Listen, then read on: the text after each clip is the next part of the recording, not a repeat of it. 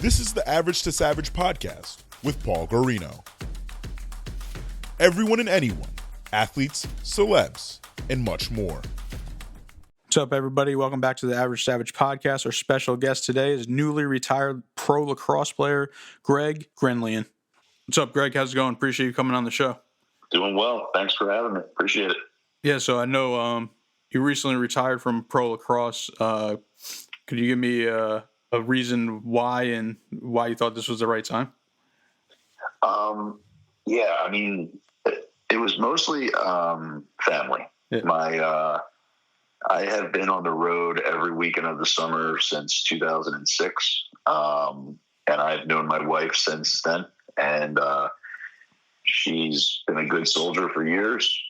I was originally going to retire from pro lacrosse in 2007, after the 2017 season, and when the PLL came out, it was like too good of an opportunity to be part of, so we agreed that I would do it for 1 year, and then that would be it. So, yeah, I mean, it was mostly because of family. I feel like last year, every game I played in, except for one, and I tried to play with a torn hamstring, I was over 50%. I was doing well against guys that are 10 to 12 years younger than me.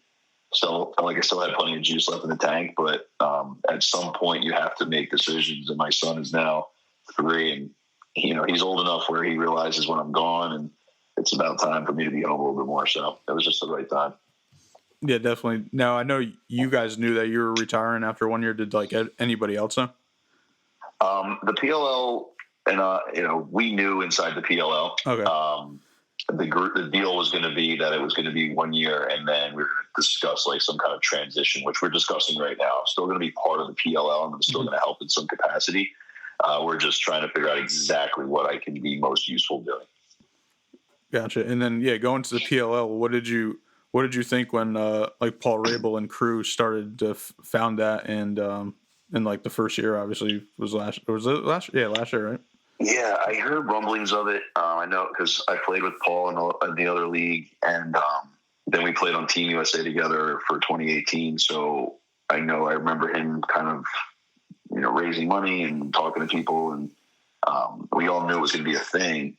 And then the real stunner was when overnight, when he announced it, like 150 guys left the other league and just signed with PLL. And that was when it was okay, we all trust that this is going to be a good thing. So everyone just didn't even hesitate and just left. And we were like, holy crap, this is going to be the future. So I know Paul well enough to know that he never just kind of goes for something. He puts a lot of planning, a lot of effort, and a lot of learning into something. So I feel like it was indicative. And I remember telling him this, it's indicative of what we think of you. People will follow you. Because we trust that you and your brother have a plan. So it was pretty cool to see. Yeah. Now going back into time, how did you get into lacrosse? I started playing lacrosse in right before my freshman year of high school, because that was the cool sport in Springfield, Delaware County. That is the sport to play in high school. Mm-hmm. All the cool kids. So back then it was wow, if you were one of the cool kids rocking the game day shorts, to school or whatever, that was the coolest thing you could do. Our football team wasn't good. We didn't really have many sports that were really good, but our lacrosse team was legendary. So I wanted to play, so I tried it. It took a while to get good at it. I almost quit at one point because it's a very frustrating sport to try and jump in late, especially when you're surrounded by guys who've been playing since they were 6. Mm-hmm. But obviously it paid off. But, there's certain moments where I definitely wanted to give up, and there were certain people that put their arm around me at the perfect time and said the right things to me to make me stick with this sport, because it is frustrating to get going on it. And did you play any other sports growing up? Yeah. The first activity I started was karate when I was 6, and I did that for 10 years. But I did wrestling, I did basketball, I did soccer, baseball. I did everything but football and hockey, pretty much. So, I actually, once I started getting going and really getting good at lacrosse, and in my junior year of high school, that was the first year I didn't play 3 sports. I gave up on basketball so I could lift and train during during that time of year. So I played 3 sports year round most of my life.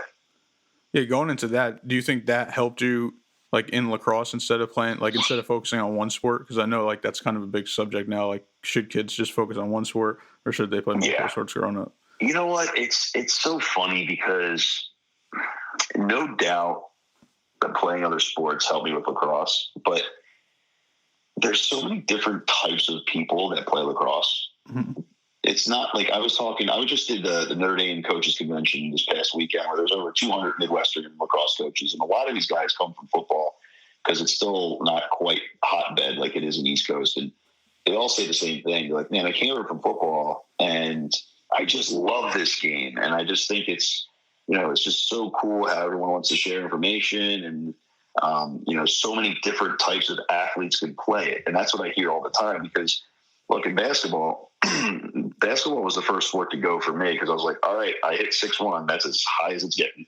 And then I remember, like when you look at football, it's like if you're not a freak athlete, you're not playing football. So like with lacrosse, it's like you could have someone like me who's athletic and uses that to get in and then like lets their stick skills catch up. You could be a face-off guy. You can be an attackman who has insane stick, but you don't have to be really fast. You can just have a great stick skills, catch the ball inside and score. You could be a fast dodging type of player who has a ton of speed. You could be a guy who's really big on defense and put people down. Goalies come in all shapes and sizes. So I think the reason lacrosse is cool is because it is one of the few sports where I looked at it and said, your success is directly correlated to the amount of time you're willing to work on your stick skills. You can't be great at this sport unless you are really good at catching and throwing and doing things with your lacrosse stick. So that's what was so cool about it. And I think that's why it's growing, and I think that's why it's such a big deal. Yeah, it's funny you say that too about just all athletes playing it, because I remember when I was in high school, it was pretty much just other athletes just played lacrosse as just like to just, be active pretty much. There's a lot of hockey guys, a lot of soccer guys, stuff like that. Yeah. I played soccer in the fall, and then I got to hit people in the spring with lacrosse. So it was like a great combination. Yeah, for sure. And what about what was your recruiting process like for lacrosse, like coming out of high school? Well, recruiting was different back then because lacrosse was the best players were very relegated to like Long Island, Philly, and Maryland. So there were 2 recruiting tournaments back then. There was the Champ Camp, which was like high schools and club teams used to put teams together and just go out and compete in this massive weekend tournament. And if you made the All-Star game at that, you were probably going to college. And then the big one was 205. That was an individual camp. You had to be invited to go. And if you made the All-Star game at that, you were 100% going to college. And I just remember I got significantly better over the course of my junior year. And I went to those weekends and I made the All-Star game at both of them. And like overnight, the letters just started flooding in. And, I had no concept, like I still have no concept of writing essays or applying to colleges or any of that stuff, because back then it was like you get recruited really hard your fall of your senior year, you make a decision, and then you're like, you go through admissions and you're going to college. And my whole family went to Penn State. My dream school was Penn State. My cousins, my aunts, my uncles, I grew up on Penn State football. I could tell you every quarterback at Penn State since like 1990. So when I got a letter from Penn State, I knew nothing about the lacrosse program. I just knew that I got a letter from Penn State and I want to go to Penn State. So it was like overnight, it was like, holy crap, here's my ticket to go to my dream school. So then I went on other recruiting visits just to see other schools, but I always kind of just had one leg over it. I had one foot still on the Penn State pond, and unless somebody shocked me, I was going to go there. So then I went up, visited, and kind of just committed. And my recruiting process was very streamlined because Penn State was a school I grew up knowing. I knew that I wanted to study kinesiology, and Penn State has one of the best kinesiology programs in the country. I knew I wanted to be at a big football school. So like, it was the easiest recruiting ever for me from that standpoint. I was very lucky. Nowadays, these kids are, they start playing club lacrosse when they're in like 6th grade. Recruiting coaches start keeping an eye on kids when they're in 8th grade. And then, a few years ago, kids were committing in 8th grade. It was nuts. Yeah. Now with the new rules, they have to wait till September 1st of their junior year to contact the kids. So now it's calming down, but recruiting is nothing like it used to be because kids are good from Michigan, Idaho, Texas, California. There's a huge club recruiting tournament happening in every state every day. It's insane. So I don't know how coaches keep their eye on the ball right now. It's crazy. Yeah, and to have the listeners into perspective, this was in the early 2000s, right? Yeah, so I graduated high school in 2002. Okay, yeah. So obviously a lot has changed, especially with social media. Yeah. Oh, yeah. Just yeah. And that's part of it, right, is there are more ways to connect with people than ever, and there are far more ways for you to get in trouble than ever. And, Definitely.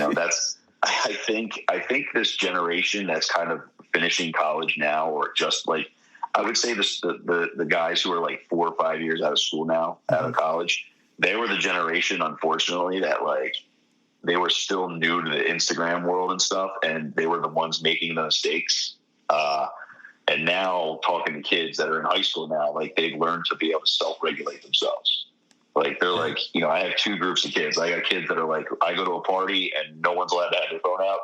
And I go to parties and it's literally us sitting there watching TV because we're so scared we're going to do something dumb.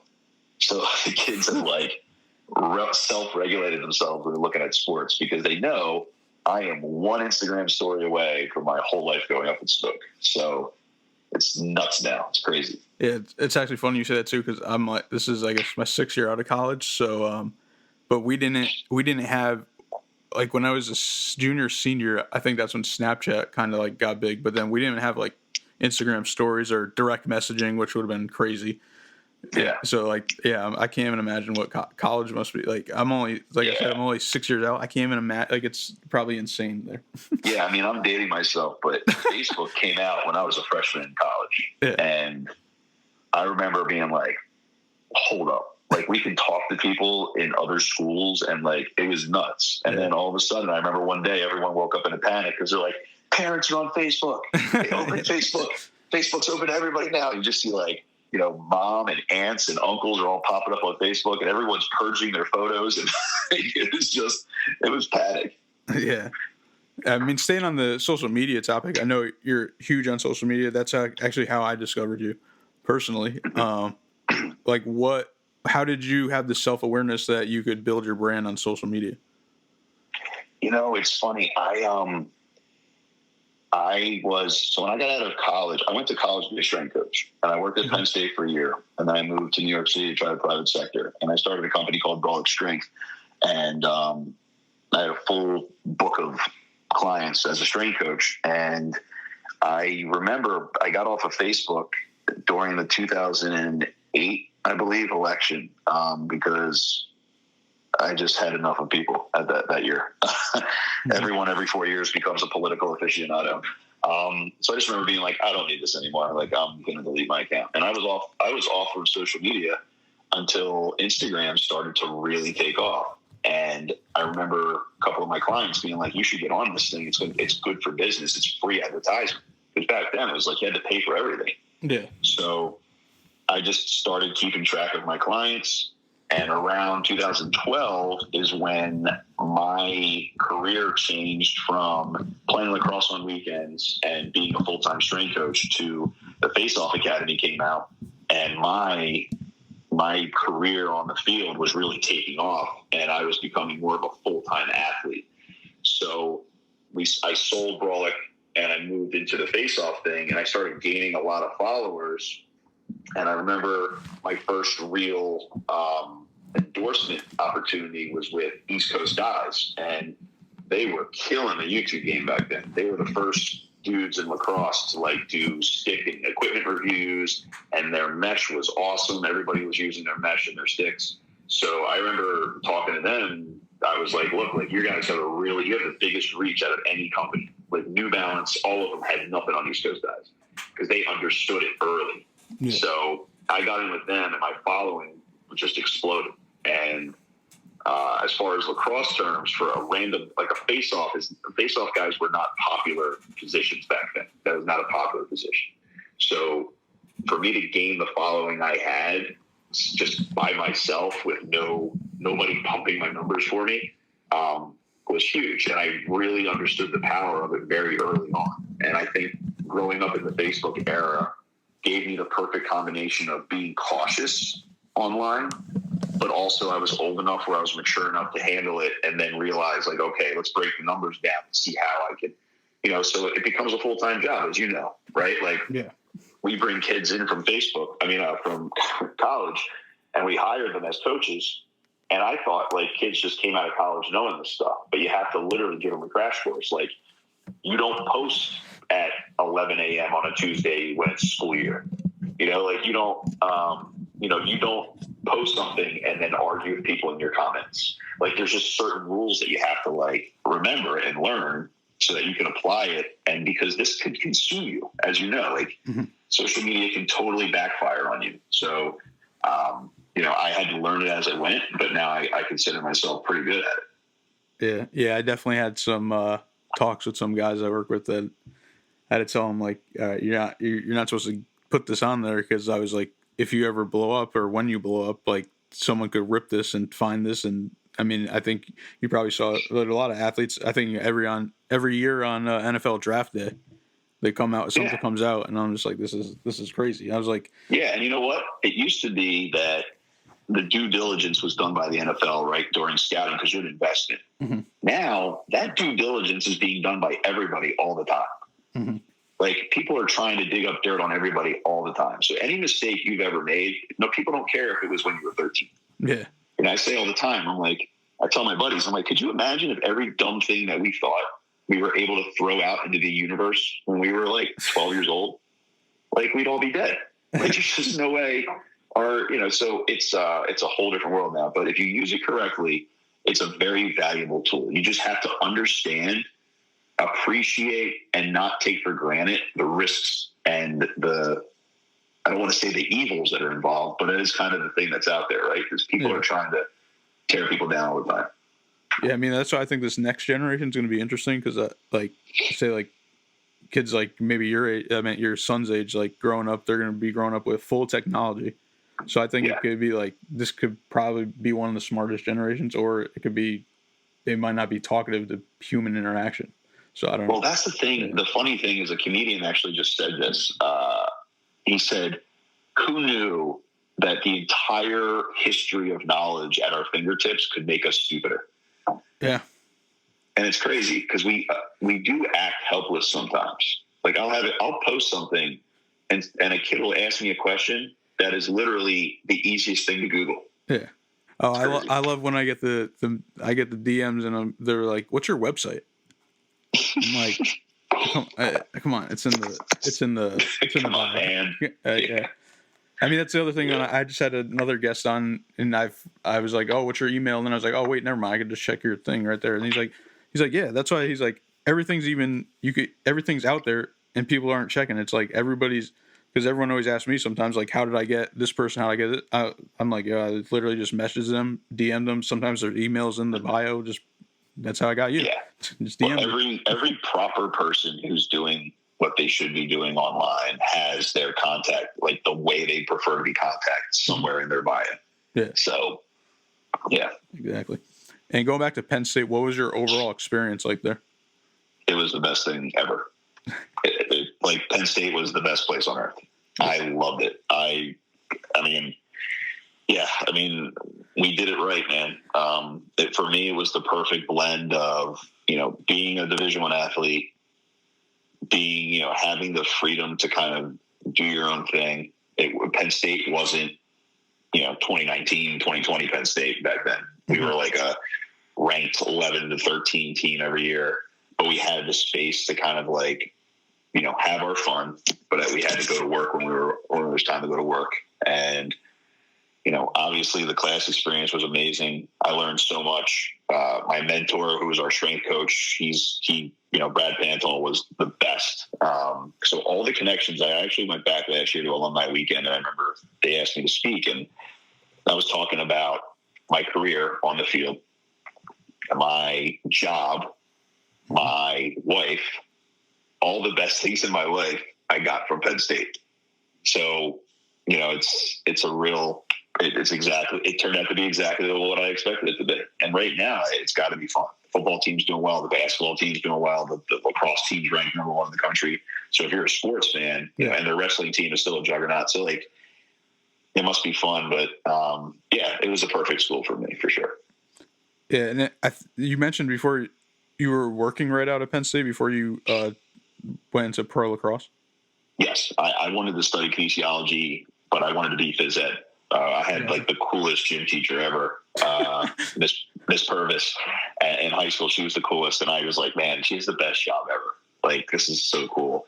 And I remember going there, and after like the first semester, I was like, wow, this is like really intense. And I started to like talk to my advisors about like the job opportunities as a gym teacher. It's like, you really got to like strike gold to get a good phys ed opportunity, like somewhere at a good paying job in the burbs or whatever. And I just remember being like, man, and then I got really close with our strength coach, and I was like, actually, this is kind of the route I want to take. Like, I would love to learn the science of the human body and get into this. So, I would literally in between classes go over to the weight room, and I would talk to him about like my neuroanatomy labs and stuff.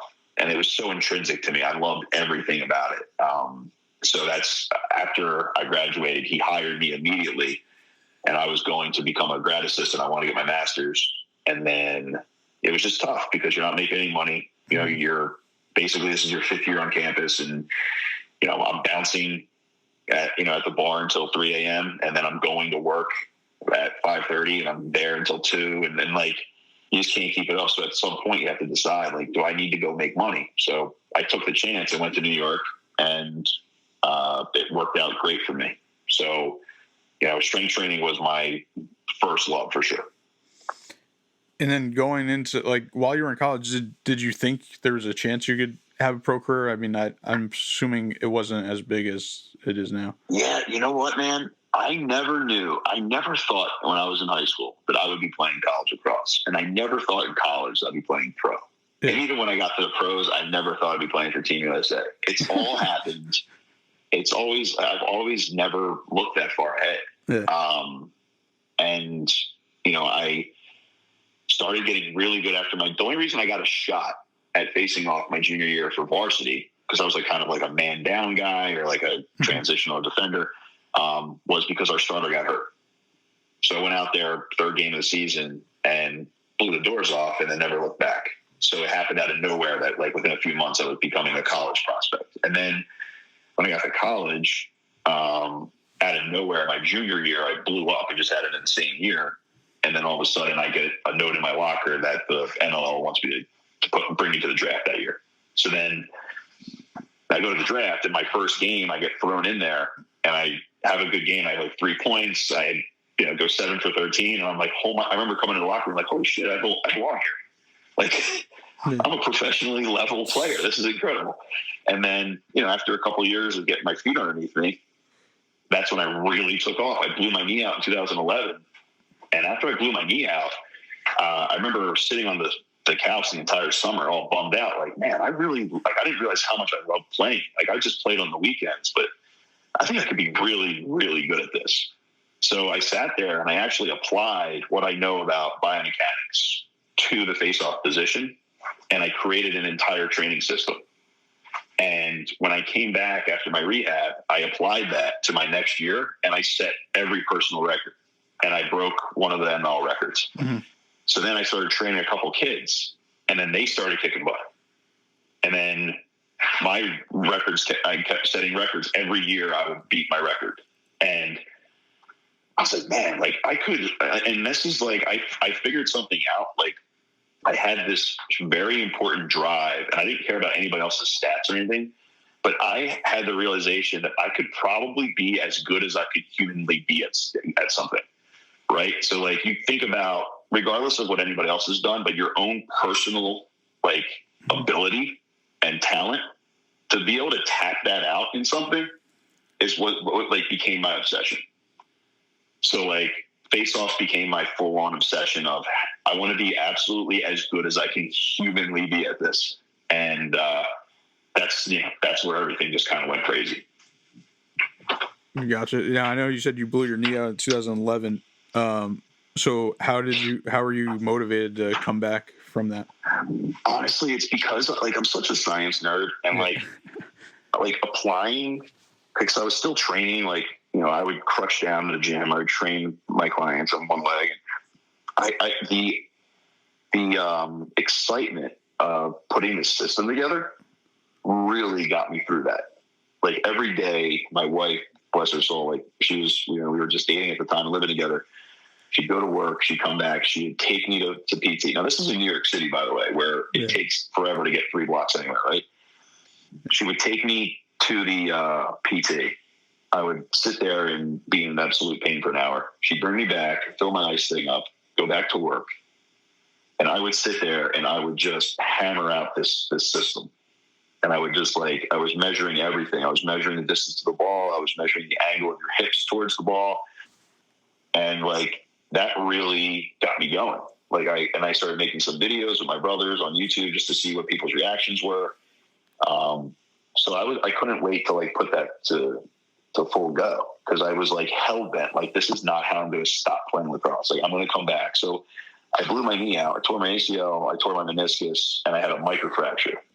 And I was back on the field playing at full speed in 9 months. That's crazy. And that ensuing year is when I broke my records. So, it was pretty awesome. Yeah, then 2015, I guess you'd say it was your best year. You won the MVP and you won the championship. So what was that year like? Yeah. That year was nuts, man. That year was, because it was a perfect combination of them tweaking the rules to get rid of a lot of the cheating that used to go on, and me having this system in place, and then also me spending my first 2 full years of being a lacrosse coach full time. So I was dialed in, and I came out I wanted to retire people that year. And there was a point at the All-Star break, I was 80%. So it got really crazy, and it was a blast, and we won the championship, and it was amazing. And then going to the USA team, what was that like to just rep the United States? Yeah, I mean, repping the United States I think that's all part of it too. 2014 was my first go at Team USA in the World Games, and we lost the gold medal game in Denver. And then, I think 3 weeks later, we lost the MLL semifinal game in Denver. And I was so just baked from that year. And I was playing the entire summer with a torn labrum. So I remember getting labrum surgery, and I took a couple weeks off to rehab. And then I was like, dude, I need to blow the doors off in 2015. And I think that's part of it as well. But getting to the cool thing about playing with Team USA in 2018 was that was in my mind, because I really didn't know how real PLL was yet. That was in my mind going to be the last time I played lacrosse at a high level.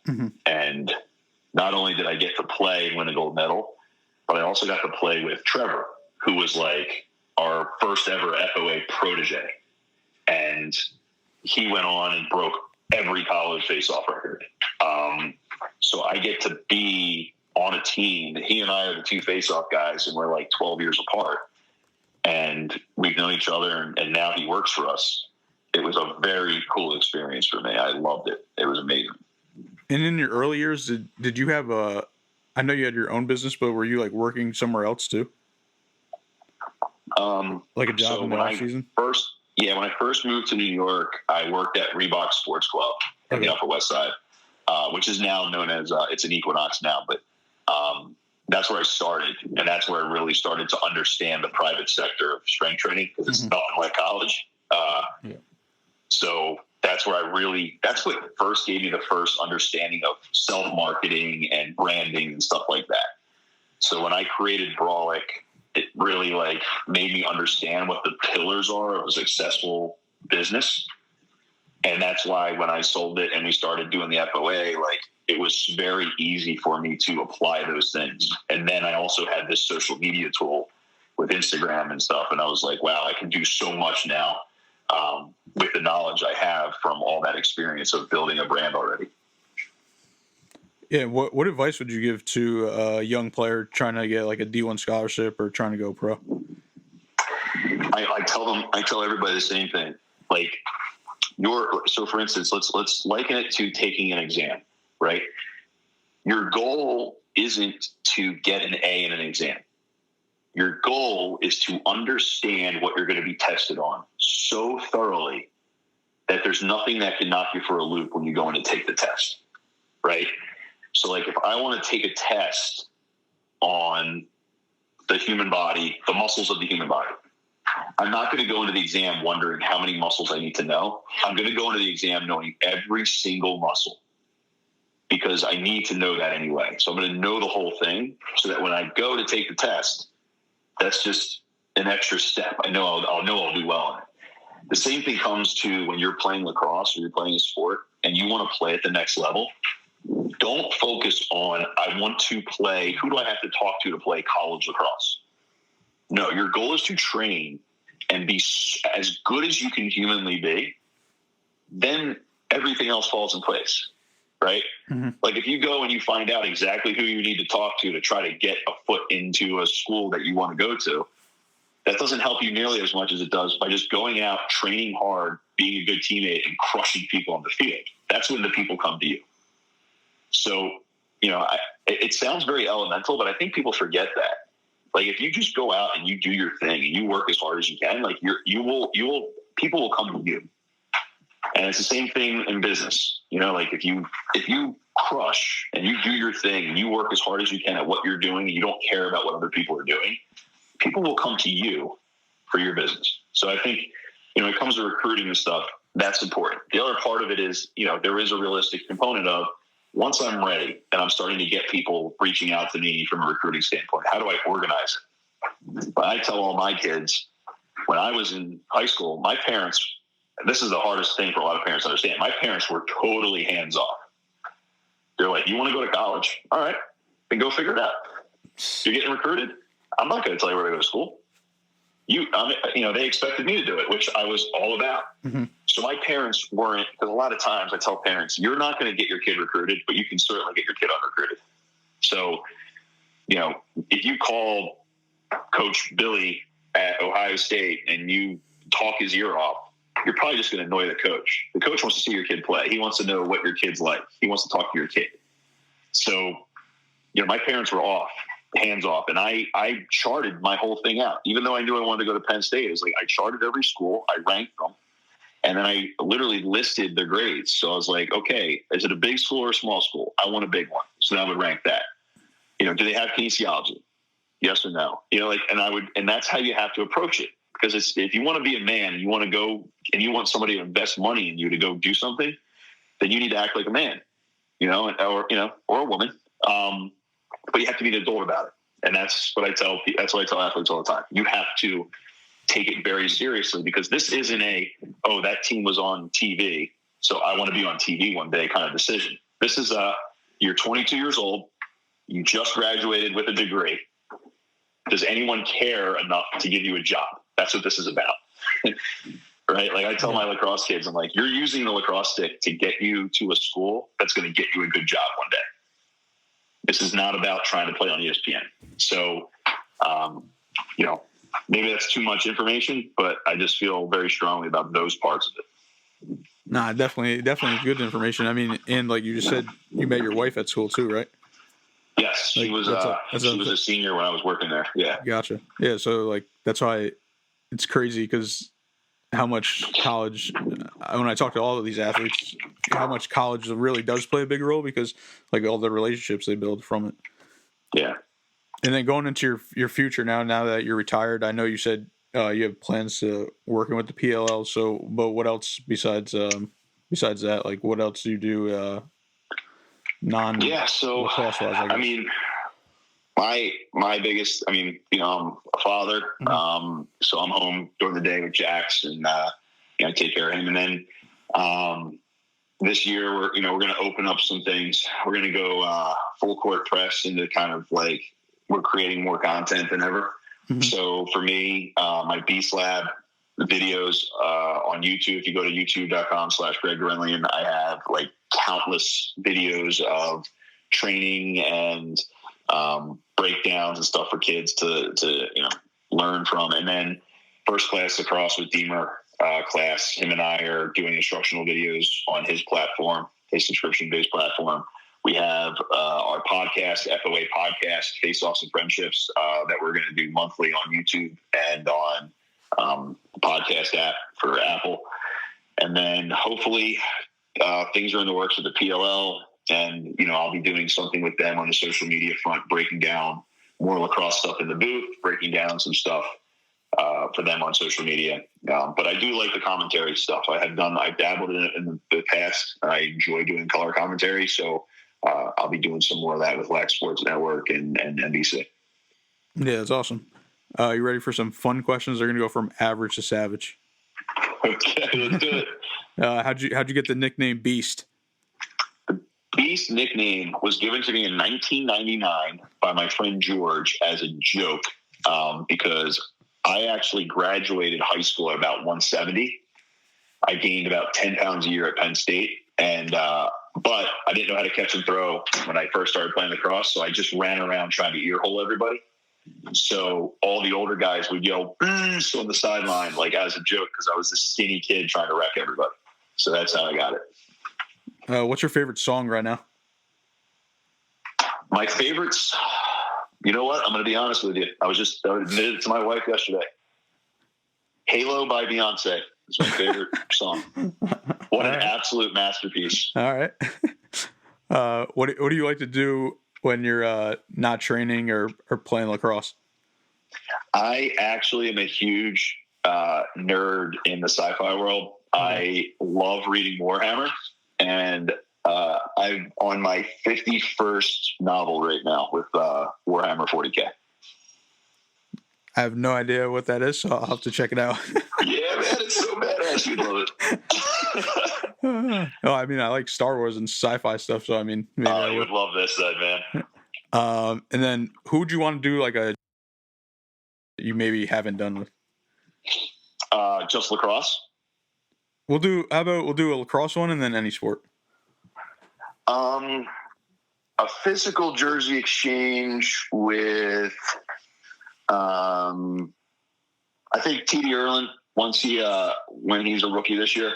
Okay. I think TD's special, so that'd be a good jersey swap. And then my all-time favorite athlete ever is Ray Lewis. So even getting to stand in the same room as him would be incredible. Gotcha. Yeah. What do you like about Ray Lewis? Every single thing. Everything. I read his book when it came out. His story, his trials and tribulations, his leadership, his intensity. If you guys haven't watched it, go on YouTube and watch Ray Lewis Rise HD. It's the single greatest highlight video of all time. I've watched it before workouts like 800 times. And you haven't got to meet him yet? I've never gotten to meet him. Oh, we gotta try to make that happen. Dude, that would be the greatest single thing ever that's ever happened to me, other than, of course, marrying my wife. Well, I appreciate you coming on, and could you let the people know where they can follow you, and then any shout outs you want to give? Yeah, appreciate it, man. Greg Beast 32 on Twitter and Instagram. And then, as I said before, youtube.com/Greg Gurenlian is my YouTube videos. And then if you want to follow, if you're a lacrosse player out there, the faceoffacademy.com is where we do all of our instruction all over the country.